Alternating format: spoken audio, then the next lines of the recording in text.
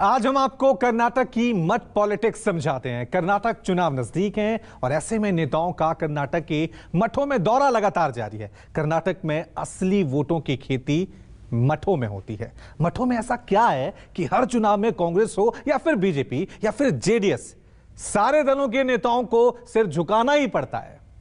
Detail से इस report में समझिए। एक ही दिन में लिंगायतों के दो मठ में सिर झुका रहे थे जेपी नड्डा। ये लिंगायतों के दो प्रभावशाली मठ की तस्वीर है। पहला मठ सिद्धारूढ़ा और दूसरा मठ मुरसावरा मठ। यहाँ नड्डा ने मुरसावरा मठ के श्री गुरु सिद्ध राज योगेंद्र महास्वामी जी का आशीर्वाद लिया।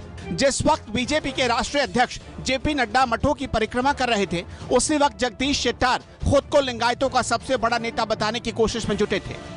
कर्नाटक में मुख्य रूप से 3 संप्रदाय पावरफुल हैं। पहला लिंगायत, दूसरा वोक्कालिगा और तीसरा कुर्बा। चुनाव में मुख्य रूप से लड़ाई होती है लिंगायत और वोक्कालिगा संप्रदाय के बीच वोटों के बंटवारे को लेकर। सबको अच्छे से पता है, वोट चाहिए तो मठों की परिक्रमा सबसे जरूरी है। या यूं कह लीजिए कि कर्नाटक में मठ का मतलब होता है मत। मठ जिसकी तरफ झुके, जीत उसकी झोली में आएगी। कर्नाटक में चुनाव हो रहा है, ऐसे में फिर से सारे दलों की नजर इन्हीं मठ पर है। कर्नाटक में कुल 224 विधानसभा और 28 लोकसभा की सीटें हैं। विधानसभा में 224 सीटों में 90 सीटों पर लिंगायत वोटर्स का दबदबा है। इनमें से 52 सीटों पर बीजेपी के विधायक जीत कर आए। 224 विधानसभा सीटों में से करीब 80 सीटों पर वोक्कालिगा संप्रदाय हावी है। कर्नाटक का जातीय समीकरण बताता है कि लिंगायत भारी है। लिंगायत 18% हैं, वोक्कालिगा 14%, मुस्लिम 14%, एससी 17%, कुरुबा 9% और एसटी 7%।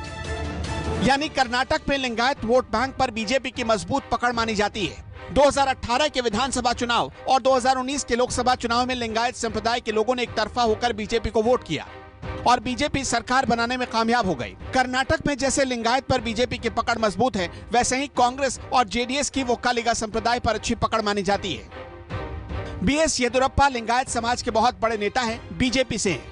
बसवराज बोम्मई कर्नाटक के मुख्यमंत्री हैं, लिंगायत समाज के बड़े चेहरे हैं, वो भी बीजेपी से हैं। जगदीश शेट्टार पूर्व उप मुख्यमंत्री लिंगायत समाज से हैं, लेकिन बीजेपी छोड़कर कांग्रेस में चले गए। सिद्धारमैया पूर्व मुख्यमंत्री हैं, कुर्बा समाज के बड़े चेहरे हैं, वो कांग्रेस के हैं। एचडी देवगौड़ा पूर्व प्रधानमंत्री वोक्कालिगा समाज के सबसे बड़े चेहरे हैं, जेडीएस से हैं। इस बार कर्नाटक विधानसभा चुनाव में बीजेपी के सामने सबसे बड़ी 2 चुनौतियां हैं। पहला तो अपने कोर लिंगायत समुदाय के वोट बैंक को एकजुट अपने पक्ष में बनाए रखना। दूसरा, कांग्रेस और जेडीएस के सबसे मजबूत वोट बैंक कहे जाने वाले वोक्कालिगा समुदाय के वोट बैंक में सेंध लगाना। यही कारण है कि बीजेपी के राष्ट्रीय अध्यक्ष जेपी नड्डा और अमित शाह दोनों ही इन दिनों कर्नाटक के छोटे बड़े सभी मठों का दौरा कर रहे हैं। जनवरी माह से लेकर अब तक वे 1 दर्जन से ज्यादा छोटे बड़े मठों का दौरा कर चुके हैं, बीजेपी के पक्ष में माहौल बनाने के लिए, ताकि दक्षिण भारत में आने वाले कर्नाटक में एक बार फिर से कमल को खिलाया जा सके।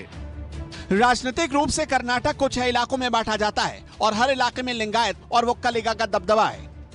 बेंगलुरु, मध्य कर्नाटक, हैदराबाद कर्नाटक, तटीय कर्नाटक, बॉम्बे कर्नाटक और पुराना मैसूर। इनमें बीजेपी का सबसे कमजोर इलाका है पुराना मैसूर। पुराना मैसूर वोक्कालिगा का गढ़ माना जाता है।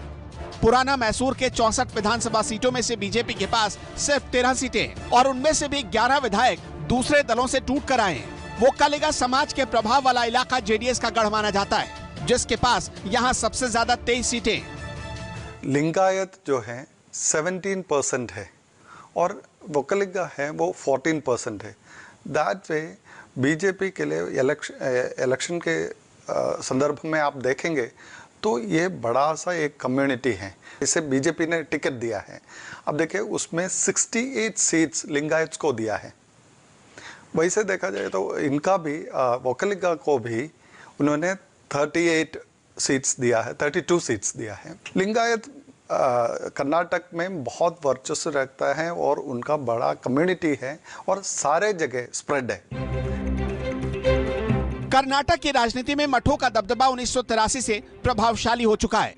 कर्नाटक के 30 जिलों में 600 से ज्यादा मठ हैं। इनमें लिंगायत समुदाय के 400 मठ, वोक्कालिगा समुदाय के 150 मठ और कुर्बा समुदाय के 80 से ज्यादा मठ हैं। सिर्फ 3 समुदायों के राज्य में करीब 38% वोटर्स हैं, जो किसी भी पार्टी की सरकार बनाने और गिराने की हैसियत रखते हैं। राहुल गांधी अब तक 15 बार और अमित शाह 7 से ज्यादा बार मंदिर और मठ जा चुके हैं। भारत जोड़ो यात्रा के दौरान भी राहुल गांधी कर्नाटक में वोक्कालिगा संप्रदाय के प्रमुख मठ आदि चुनचुनगिरी मठ का दौरा कर चुके हैं। कर्नाटक में आदि चुनचुनगिरी वोक्कालिगा संप्रदाय का प्रमुख मठ है तो लिंगायतों का प्रमुख मठ है सिद्धगंगा। इसी सिद्धगंगा मठ में पीएम मोदी पिछले साल चुनाव में माथा टेक चुके हैं। इतिहास में अमर शिक्षक का शब्द प्रयोग करना होगा तो इन 70 ऋषियों के लिए अमल करना होगा। संस्थाएं बनती है, बिगड़ती है, बंद भी हो जाती है,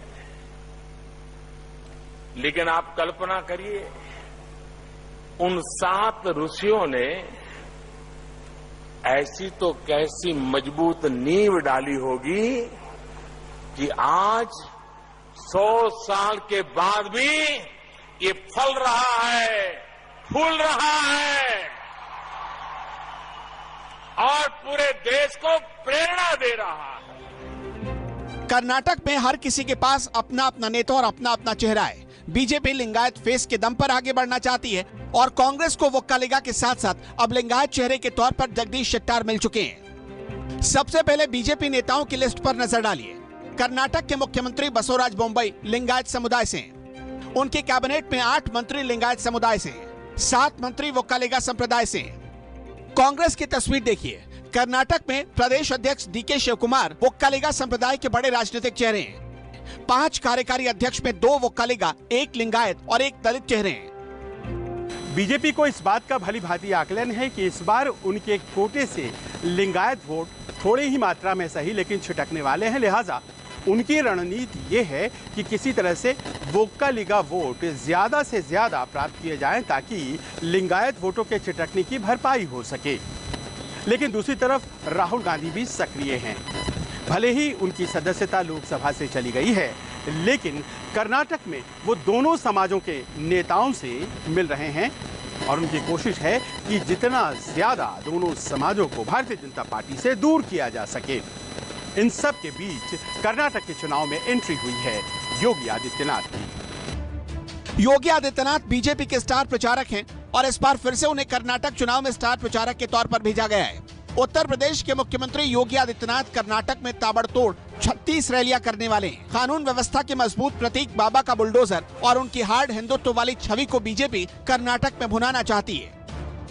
साल 2018 के विधानसभा चुनाव में योगी आदित्यनाथ कर्नाटक में जहां जहां प्रचार के लिए गए उनमें से करीब 70% सीटें भारतीय जनता पार्टी की झोली में आई। योगी आदित्यनाथ ने 33 सीटों पर प्रचार किया, जिनमें से 25 सीटें भारतीय जनता पार्टी जीत गई। अब हाल के दिनों में कर्नाटक में छाए हुए मुद्दों की फहरिस्त देख लीजिए। स्कूलों में हिजाब का मुद्दा, पाठ्यक्रम में वीर सावरकर को जोड़े जाने और टीपू सुल्तान को बाहर किए जाने का मुद्दा, पीएफआई के बैन का मुद्दा। जाहिर है इन मुद्दों को लेकर भारतीय जनता पार्टी की कर्नाटक यूनिट को योगी आदित्यनाथ की याद और भी ज्यादा आ रही है। साल 2018 में योगी आदित्यनाथ चुनाव प्रचार के लिए जब बेंगलुरु पहुंचे थे तो वो किसी गेस्ट हाउस या 5 स्टार होटल में नहीं रुके, बल्कि आदि चुनचुनगिरी मठ पे रुके और मठ के प्रमुख निर्मला नाथ स्वामी से मुलाकात की। वोक्कालिगा और नाथ संप्रदाय में बहुत सारी समानताएं होती है, इसलिए भी योगी की कर्नाटक में डिमांड बढ़ जाती है। कर्नाटक का वातावरण इस समय जिस प्रकार का बना हुआ है उसमें योगी आदित्यनाथ जी का एक बहुत बड़ा प्रभाव देखने को मिलेगा। निश्चित रूप से कर्नाटक के चुनावों को उनकी इमेज भी प्रभावित करने वाली है, उनके भाषण भी प्रभावित करने वाले हैं और साथ ही मैं ध्यान दिलाना चाहूंगा दर्शकों का कि बुलडोजर बाबा की जो छवि है वो पूरे देश में काम कर रही है। आप कर्नाटक के साथ साथ भारत के अन्य प्रदेशों में भी उनके काम को लेकर जिस प्रकार से बुलडोजर को एक प्रकार से एक आइकन बनाया गया है, ये बात अब आने वाले समय में जहां जहां भी चुनाव होंगे एक अलग प्रकार का प्रभाव देखने को मिलेगा। निश्चित रूप से कह सकते हैं कि योगी आदित्यनाथ हर एक चुनाव में एक की फैक्टर होने वाले हैं। कर्नाटक में 1956 से अब तक सूबे के 8 मुख्यमंत्री लिंगायत समुदाय से बने, जबकि अब तक 17 मुख्यमंत्रियों में से 7 वोक्कालिगा समुदाय से आ चुके हैं। अब की बार कर्नाटक में कौन सा नया रिकॉर्ड बनने जा रहा है, इसके लिए 13 मई तक का इंतजार करना होगा। Bureau report, news 24।